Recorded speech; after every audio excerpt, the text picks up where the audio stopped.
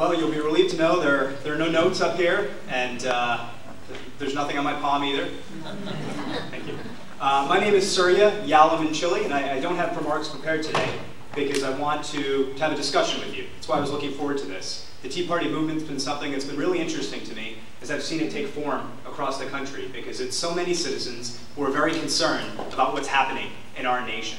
So again, my name is Surya Yalamanchili. I know it's a lot to pronounce, it can be hard to pronounce, but I'm lucky. I've got Cincinnati's favorite food in my name, so everybody, when you ask me those questions later, feel free to just call me Chili.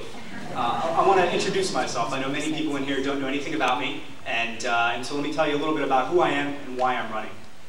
My parents immigrated to this country about 40 years ago from India. I was born in Pennsylvania. Both my parents, very blue collar. My mom, for example, she woke up in the middle of the night, 1 a.m., to go to work, pitching mail at the post office at 2 a.m. She did that 6 nights a week. She split up her sleep schedule so that she could be home when my brother and I came home from school, so she could spend that time with us. My dad worked at a factory, delivered papers, did whatever jobs were available. They didn't do it because they were glamorous jobs. They did it because they knew there was a better life waiting for their kids. They did it because they realized there was dignity and honor in hard work. And from my parents, I learned the ethic, the value of hard work. And like many people in this room, I've worked all my life. Starting at around age 10, I'd shovel driveways, I'd rake leaves, I'd sell greeting cards door to door. When I was in high school, I was lucky enough to be attending high school when the internet was first starting. In the mid-90s, I started making websites for local companies, and eventually I had clients all over the country. I'd just cold call them, I'd pick up the phone, and I'd say, would you like a website? Here's an example of my work, here's what I charge. I might have left out the fact that I was 15, but eventually we built up clients in California, in Wisconsin, in Florida, all over the country. When I got to college at Rutgers University, I worked full-time for 2 years to help pay my tuition. The company I was working at, Allegiant Media, I was their director of marketing, and I went to work 5 days a week, full-time, while I took classes at night, would leave in the middle of the day to go do it. And I was happy to do it, because for my parents, a little bit of what they saved was able to turn into their retirement fund. One of the best things that happened to me when I was at school, I went to Rutgers University where I studied finance and psychology. One of the best things that happened to me was I was able to get an internship at Procter & Gamble.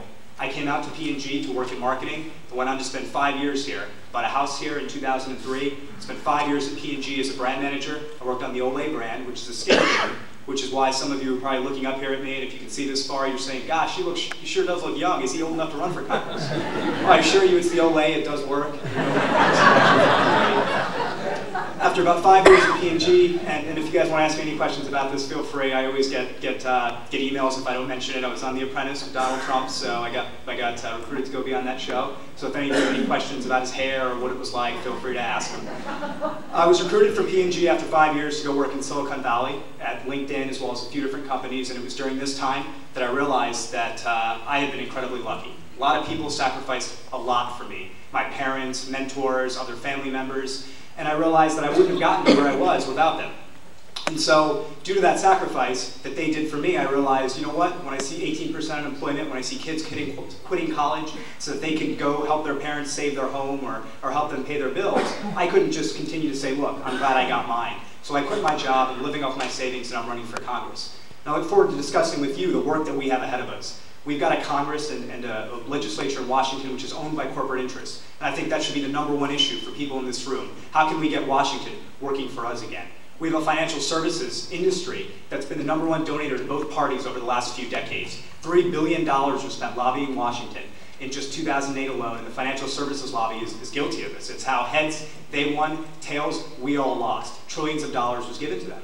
And 3, over the last few decades, the middle class has just been decimated. And these are the issues that we should be talking about. Where have the jobs gone? Why are we giving tax credits to companies that ship our jobs overseas? How come we can't make anything when you walk into a Best Buy? It used to be you couldn't walk into a Walmart and find clothes that were made in America. We said that's okay. We're all about being high up on the value chain. You walk into a Best Buy, find me a TV, find me a DVD player, find me a cell phone that's manufactured by American labor. And this is an indictment on what's happened in Washington over the past few decades. And we need to take it back. These are the issues that we as a group, which is why I'm so excited to be here and to talk to you, these are the things we need to work on. How come our elections are financed by corporate interests? How come the financial services lobby runs Washington? And what happened to the middle class, and how can we rebuild it? I look forward to your questions, and I thank you very sincerely for the opportunity to speak with you. Thank you.